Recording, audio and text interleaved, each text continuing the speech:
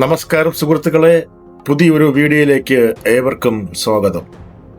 ഞാനിന്ന് പറയാൻ പോകുന്നത് വളരെ ഗൗരവകരമായ ചില കാര്യങ്ങളാണ്.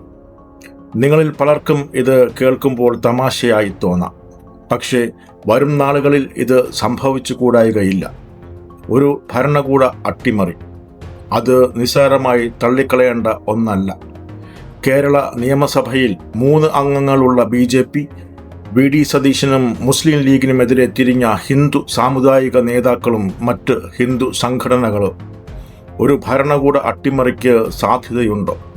പരിശോധിക്കാം എൻ്റെ നിരീക്ഷണത്തിലൂടെ.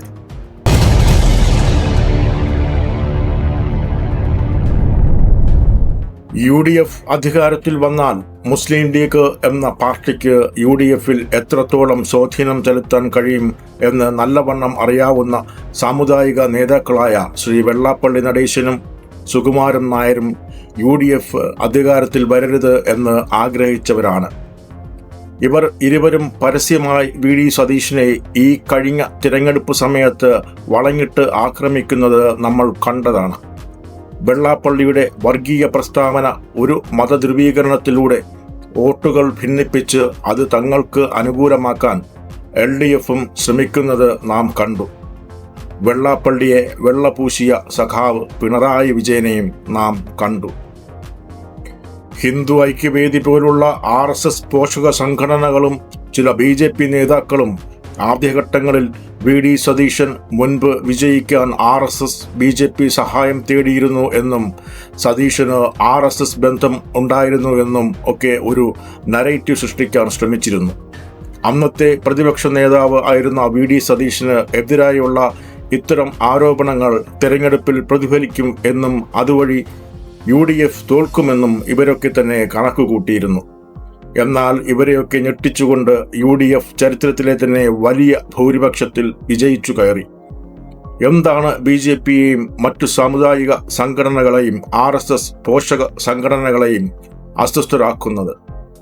മുസ്ലിം ലീഗ് എന്ന UDF ഘടകകക്ഷി തന്നെ, ഒപ്പം ജമാഅത്തെ ഇസ്ലാമിയും. മുസ്ലിം ലീഗിന് UDFലുള്ള സ്വാധീനവും ലഭിക്കാൻ പോകുന്ന മന്ത്രിസ്ഥാനങ്ങളും പേരിൽ മുസ്ലിം എന്നുള്ള ഒരു മതേതര പാർട്ടി എന്ന് അവകാശപ്പെടുന്ന മുസ്ലിം ലീഗും ഒപ്പം UDFും ഭരിക്കുമ്പോൾ ആ ഭരണകൂടത്തിൻ്റെ പ്രജകളായിരിക്കുക എന്നത് മതവർഗീയത ഉള്ളിൽ കൊണ്ട് നടക്കുന്ന മതവാദികൾക്ക് ഒരിക്കലും ഉൾക്കൊള്ളുവാൻ കഴിയുകയില്ല.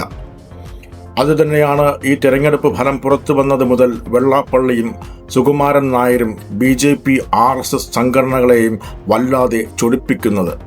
സാമുദായിക സംഘടനകളും മതമേലധ്യക്ഷന്മാരും രാഷ്ട്രീയത്തിൽ പിടിമുറക്കുന്നത് വലിയ അപകടങ്ങൾ ഉണ്ടാക്കും എന്നതിൽ സംശയമില്ല. അപ്പോഴാണ് മുസ്ലിം ലീഗ് ഭരണകൂടത്തിൻ്റെ ഭാഗമാകുന്നത്. ഉസ്താദുമാർക്കും തങ്ങൾമാർക്കും സ്വാധീനമുള്ള പാർട്ടി. മതമാണ് മതമാണ് മതമാണ് പ്രശ്നം എന്ന് പറഞ്ഞ KM ഷാജിയുടെ പാർട്ടി. ഇതിൽ കൂടുതൽ എന്ത് വേണം മതവാദികളെ പ്രകോപിപ്പിക്കാൻ? ഒരു തരത്തിൽ ചിന്തിച്ചാൽ ഇവരുടെ ആശങ്കകളിലും കാര്യമില്ലേ എന്ന് തോന്നിപ്പോകും. ഇവരുടെ ഭാഗത്തു നിന്നും ഇനിയും പ്രകോപനങ്ങൾ മുസ്ലിം ലീഗിനെതിരെ ഉണ്ടായിക്കൊണ്ടേയിരിക്കും. ലീഗിൻ്റെ തിരിച്ചുള്ള പ്രതികരണങ്ങൾ പക്വതയോടുകൂടി ഉള്ളതായാൽ നന്ന്. മറിച്ചായാൽ കോൺഗ്രസ് പാർട്ടിക്ക് അത് വലിയ ദോഷം ചെയ്യും. വർഗീയ ധ്രുവീകരണങ്ങൾ ഉണ്ടാകും, വർഗീയ ചേരിതിരിവുകൾ ഉണ്ടാകും. ഒടുവിൽ ഭരണപക്ഷത്തിന് അത് വലിയ തലവേദനയായി മാറും. ഇപ്പോൾ രൂപീകരിക്കാൻ പോകുന്ന UDF സർക്കാരിൻ്റെ അടിത്തറയ്ക്ക് എത്രത്തോളം ബലമുണ്ടെന്ന് കണ്ടറിയണം.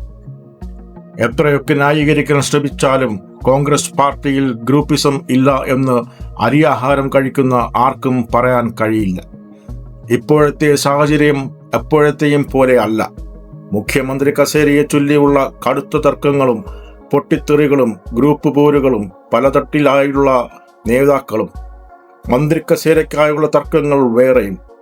താൽക്കാലിക സമവാക്യങ്ങളിൽ ഒരു മന്ത്രിസഭ അധികാരത്തിൽ വന്നാലും തൃപ്തരല്ലാത്ത പല ചേരിയിലുള്ള നേതാക്കൾ പരസ്പരം ഒളിയമ്പുകളെയും കുതുകാൽ വെട്ടും എന്നതിൽ ഒരു സംശയവും വേണ്ട. അത് പരമ്പരാഗതമായി കേരളത്തിൽ കോൺഗ്രസ് പാർട്ടി കൊണ്ടു നടക്കുന്ന ഒരു രീതിയാണ്. അല്ലെങ്കിൽ പിന്നെ ഗ്രൂപ്പുകൾ ഇല്ലാതാകണം. ഇതൊക്കെ ഒന്ന് നേരെയാകാൻ. അത് സംഭവിക്കാൻ യാതൊരു സാധ്യതയും നിലവിലില്ല.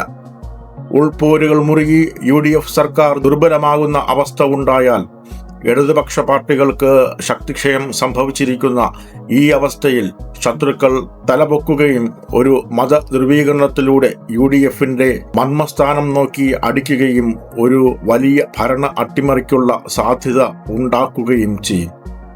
ഇപ്പോൾ തന്നെ 3 സീറ്റുകൾ നേടിയ BJP കിട്ടിയ അവസരം ഒട്ടും തന്നെ പാഴാക്കില്ല. മറ്റു സംസ്ഥാനങ്ങളിൽ അവർ പയറ്റി വിജയിച്ച വർഗീയത എന്ന തുറപ്പ് ചീട്ടുകൊണ്ട് ഭരണം അട്ടിമറിക്കപ്പെടാം. പ്രഹരശേഷി കുറഞ്ഞ ഇടതുപക്ഷവും ഒത്തൊരുമയില്ലാത്ത ഭരണപക്ഷവും ഇതിലും നല്ല അവസരം സംഘപരിവാർ ശക്തികൾക്ക് വേറെ കിട്ടാനുണ്ടോ? കരുതിയിരിക്കുക, വർഗീയ കോമരങ്ങൾ ഇവിടെ നടമാടാതിരിക്കുവാൻ. കരുതിയിരിക്കുക, ഇവിടെ ഒരു വർഗീയ ലഹള ഉണ്ടാകാതിരിക്കുവാൻ.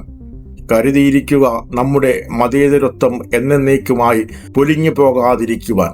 ഒരുമിച്ച് കൈകോർക്കാൻ നമുക്ക് നന്മയുടെ നാളേക്കായി. പുതിയൊരു നിരീക്ഷണവുമായി വീണ്ടും കാണാം. നന്ദി, നമസ്കാരം, ഗുഡ് ബൈ.